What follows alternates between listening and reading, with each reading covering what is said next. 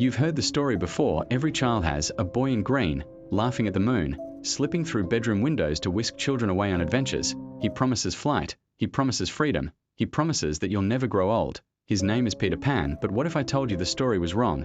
What if I told you that the bedtime tale you were fed was a carefully rewritten version of something so dark, so monstrous, that even grown men refuse to whisper it, because the truth is, Peter Pan was never your friend. He wasn't a hero, he wasn't an eternal child, he was a predator, and Neverland. It wasn't a paradise of youth and laughter, it was a graveyard. Children didn't fly there, they were taken, dragged. And once Peter Pan chose you, you were never seen again. Think back for a moment. Remember the stories of missing children, little ones who vanished from their bedrooms in the middle of the night. No signs of forced entry, just an open window, a curtain swaying in the breeze. Police files marked with no evidence, families left in ruins. But if you dig deep enough, if you listen to the folklore buried beneath the fairy tales, you'll start to notice the patterns. Children who claimed they saw a boy at their window, children who whispered about shadows that moved when they didn't, children who swore they heard someone laughing just outside the glass. That's when he comes for you. And if you think you're safe because you're grown now, let me warn you, Peter doesn't care about your age. He cares about fear. He cares about the way you still dream, the way some part of you longs to run away. So, before we begin, I'll ask you this: is your window closed tonight? Because if it isn't, you may not finish the story. The fairy tale vs. the truth, the story they told you. The one J.M. Barrie wrote wasn't a lie. It was a cover-up, a disguise, an attempt to make something unspeakable seem whimsical. Imagine trying to explain to the world that children were being stolen in the night, never to return. The world wouldn't believe you. They'd call you mad. So the truth was turned into a tale, the deaths rewritten as adventures, the disappearances disguised as flights, the killer himself turned into a charming little boy. But if you look closely, the signs are all there. Why do the lost boys never grow up? Because Peter kills them when they do. Why is Captain Hook so desperate to destroy him? Because Hook was one of the children who escaped. And why does Peter need Tinker Bell? Because she isn't a fairy, she's a parasite, a bloodsucker with wings. The Darling family knew this truth. Wendy, John, and Michael.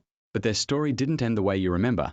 And what I'm about to tell you is their real account. The night of the visit, it was London, 1904. The fog was heavy, curling against the street lamps, swallowing sound and light in the Darling home. The children slept peacefully, or so their parents believed, but Wendy was still awake. She had been hearing things for weeks: the flutter of something against the window, the faint scratching of nails on glass, and laughter sharp, cold, and cruel. At first, she thought it was a dream.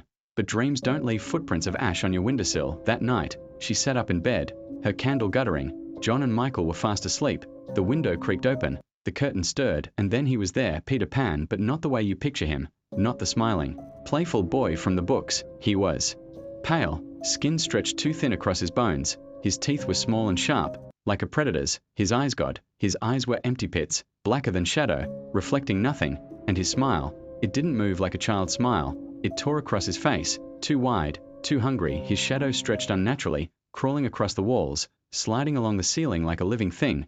It seemed to move before he did, reaching for the children, caressing their faces, as though tasting them. "Come away," Peter whispered, his voice like broken glass wrapped in honey. "Come away and never grow up." Wendy wanted to scream, but her voice died in her throat. Behind Peter, something flickered, tiny wings beating in the dark. At first, she thought it was a moth, but as the glow grew stronger, she saw its true shape. Tinker Bell. She wasn't beautiful, she wasn't gentle. Her wings were ragged, veined like those of a bat, and her body was small and skeletal. Her eyes glowed, red as embers, her mouth a needle-sharp grin.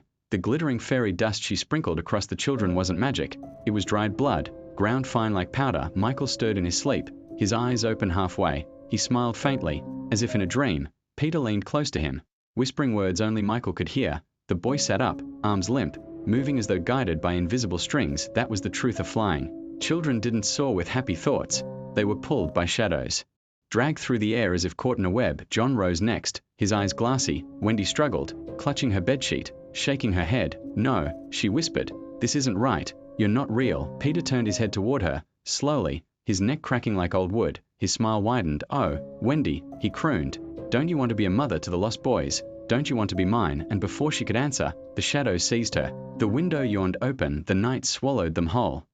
Neverland. The journey wasn't soaring over moonlit seas. It wasn't freedom. It was horror. Wendy, John, and Michael were carried through the air by Peter's shadow, their limbs stiff, their mouths frozen open in silent screams. The city below stretched on endlessly, distorted, as if the world itself was bending. At last, they landed on a shore. The sand was black, reeking of ash. The water lapped thick and red. not with tide but with blood, above them. A sky of endless dusk churned with storm.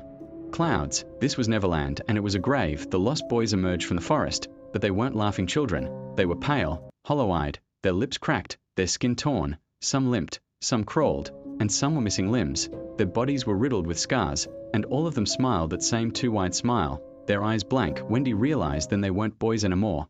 They were corpses animated by shadows. Peter stood proudly before them, arms stretched wide. "My family," he whispered. "My forever." The lost boys echoed in unison, "Forever, forever, forever." And that was when Wendy saw the bones, half buried in the sand, piled at the base of the trees, tiny skulls with empty sockets staring at the storm. Some still wore ribbons in their hair. The darling children were not the first, and they would not be the last. The lost boys surrounded the darlings, chanting that dreadful word forever. Their voices were flat, lifeless, like echoes pulled from hollow throats. Wendy clutched her brothers, trying to shield them, but Michael only smiled dreamily, his hand reaching out toward Peter. "Don't be afraid," Peter whispered. His teeth glistened. "We feast tonight.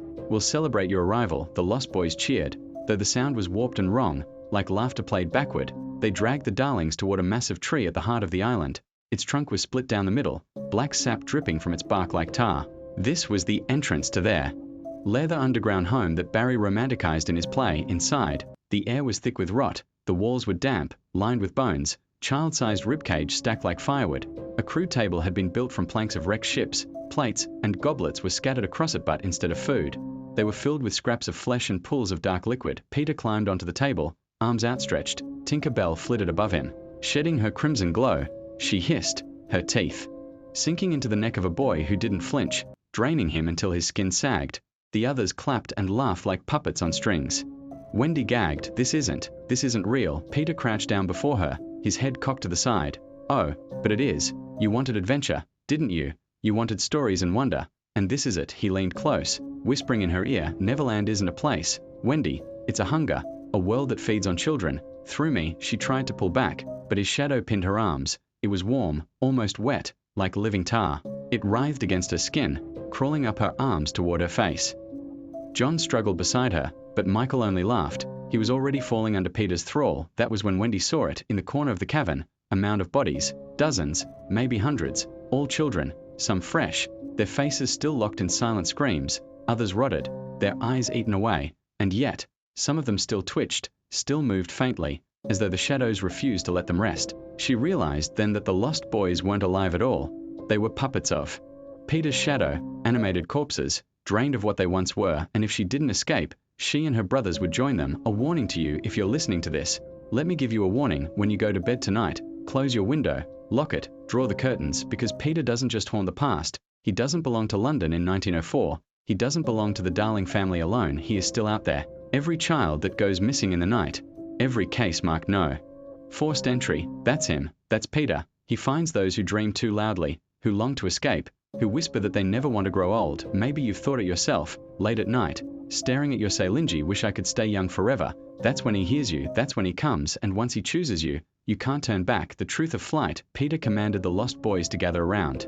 He sprinkled Tinkerbell's glittering dust over the darlings, coating their hair, their skin. At first, Wendy thought it was ash, but then she realized it was bone powder. "Think happy thoughts," Peter mocked, his voice shrill and echoing. "Think of home, of laughter, of freedom." The boys began to rise, their limbs jerking unnaturally. They weren't flying, they were being lifted, pulled upward by unseen strings.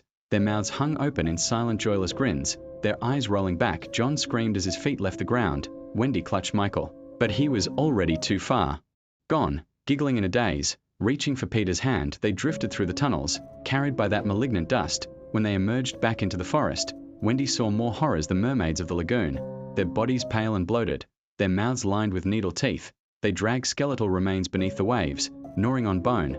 The crocodile hook's great nemesis was a monstrous beast of shadows, its body made of writhing limbs and mouths, and everywhere, the bones of children. Neverland was built on them. The shadow's secret. That night, as Wendy lay awake in the underground den, she noticed something. Peter was a sleeper, at least pretending to be, but his shadow, it moved on its own. It stretched across the walls, slithering like a snake, whispering in a voice too low to hear. It touched the faces of the lost boys, their bodies shuddering as if jolted by some unseen current. When it slid across her own skin, Wendy bit her lip to keep from screaming, and in that moment, she understood. Peter wasn't the master of the shadow was the master of him. It was ancient, older than stories, older than the island. It had found Peter once, a lonely boy who longed never to grow old. It had granted his wish, but at a price, his soul, his humanity. Now he was just a shell, a mask, a lure the shadow used to feed.